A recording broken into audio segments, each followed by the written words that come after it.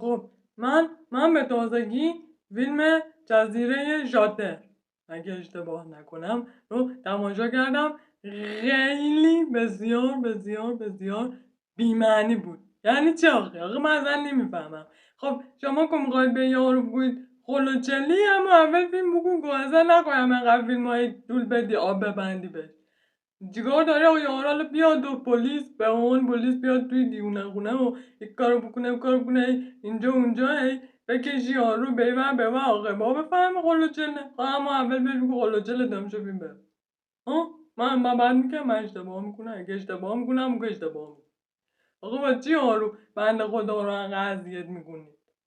اما اول بابا یکی مثلا تو خیابون میاد به تو میگه مثلا قلوچلی، خب راحت داره تا کن مثلا به تو میگه بیا فلان جزیره این کارو بکن، این پرونده رو باز ما حل کن و آقای شما مثلا بفهم خودتی که قلوچلی. خب این ضربه روش بیشتر از همین کارا رو با یار کردی که قلوچلی شده. یا من حرفی ندارم. فیلم بسیار بی محتوا، بازیگر اصلی رو خیلی اذیت کرده بودن، خیلی دوونده بودن، خیلی اصلا دلیلی من نمیبینم بخواد همچین فیلم ساخته شه. همین تموم. والا